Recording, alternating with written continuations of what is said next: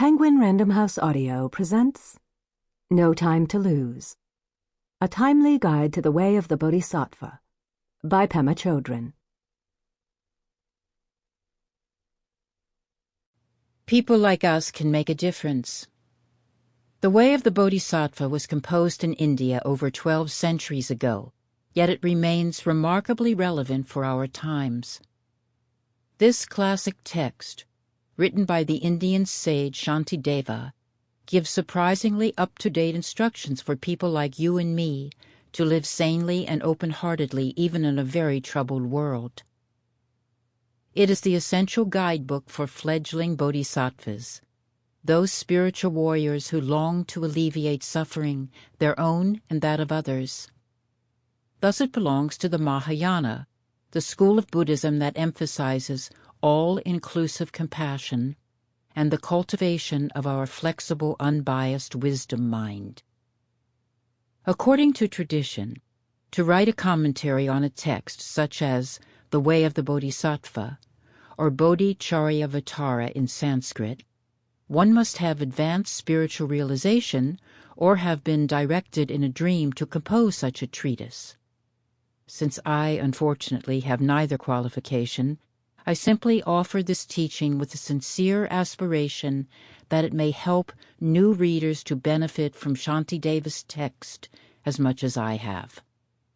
My own appreciation of the way of the Bodhisattva came about slowly, and only after I became familiar with Patrul Rinpoche, the great wandering yogi of 19th century Tibet. From his writings and the outrageous stories told about him, I came to respect and love this man dearly. He had no fixed abode, no belongings, and was very unconventional and spontaneous in his behavior.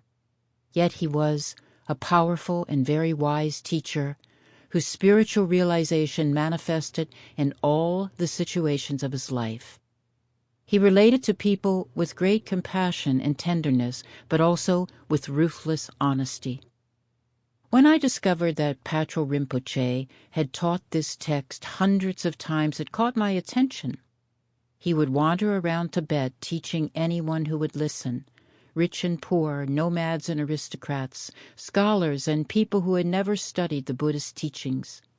Hearing this, I thought, if this eccentric man, this dedicated yogi, loved the text so much, there must be something to it. So I began to study it in earnest.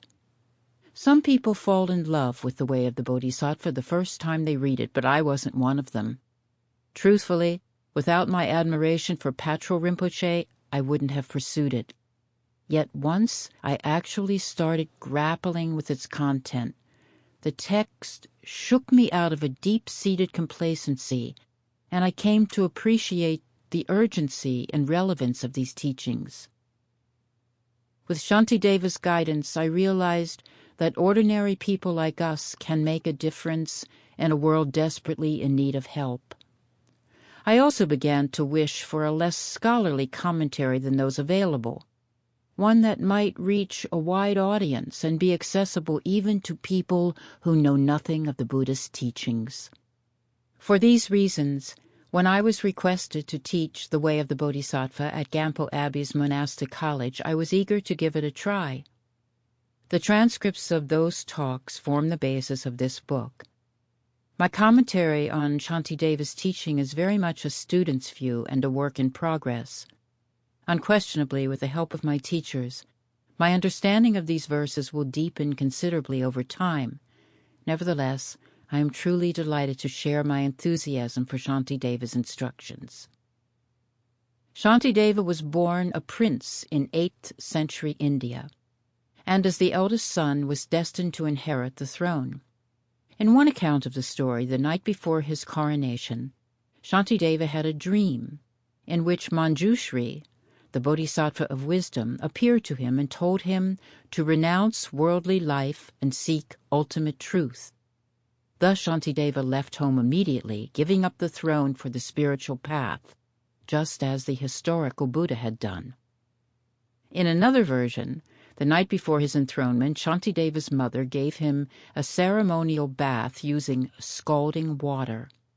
When he asked why she was intentionally burning him, she replied, "Son, this pain is nothing compared to the pain you will suffer when you're king." And on that very night he rapidly departed. Whatever the catalyst, Shantideva disappeared into India and began living the life of a renunciate. Eventually he arrived at Nalanda University, which was the largest, most powerful monastery in India at the time, a place of great learning that attracted students from all over the Buddhist world. At Nalanda he was ordained a monk and given the name Shantideva, which translates as God of Peace. Contrary to what his later reputation suggests, Shantideva was not well liked at Nalanda. Apparently he was one of those people who didn't show up for anything, never studying or coming to practice sessions. His fellow monks said that his 3 realizations were eating, sleeping, and shitting. Finally, in order to teach him a lesson, they invited him to give a talk to the entire university. Only the best students were accorded such an honor. You had to sit on a throne and, of course, have something to say. Since Shantideva was presumed to know nothing, the monks thought he would be shamed and humiliated into leaving the university. That's one story. Another version presents a more sympathetic view of Nalanda, whereby the monks hoped that by embarrassing Shantideva they could motivate him to study. Nevertheless, like all sentient beings who are building a case against someone, they probably derived a certain joy from the possibility of making Shantideva squirm. It's said they tried to further humiliate him by making the throne unusually high without providing any stairs. To their astonishment, Shantideva had no problem getting onto the throne. He then confidently asked the assembled monks if they wanted traditional teachings or something they'd never heard before. When they replied that they wanted to hear something new, he proceeded to deliver the entire Bodhicharyavatara, or the way of the Bodhisattva. Not only were these teachings very personal, full of useful advice, and relevant to their lives, they were also poetic and fresh. The content itself was not radical. In the very first verses, Shantideva says that everything he's about to teach derives from the lineage of the Buddha. It wasn't his subject matter that was original. It was the direct and very contemporary way he expressed the teachings and the beauty and power of his words. Toward the end of his presentation, Shantideva began to teach on emptiness, the unconditioned, inexpressible, dreamlike nature of all experience. As he spoke, the teachings became more and more groundless. There was less and less to hold on to, and the monks' minds opened further and further. At that point, it is said that Shantideva began to float. He levitated upward until the monks could no longer see him and could only hear his voice. Perhaps this just expresses how enraptured his audience felt. We will never know for sure. What we do know is that after Shantideva's discourse on emptiness, he disappeared. By then, his disappearance probably disappointed the monks, but he never returned to Nalanda and remained a wandering yogi for the rest of his life. The Way of the Bodhisattva is divided into 10 chapters. Patrul Rinpoche organized them into 3 main sections based on the following verse by the great Buddhist master Nagarjuna. May bodhicitta, precious and sublime, arise where it has not yet come to be, and where it has arisen may it not decline, but grow and flourish ever more and more.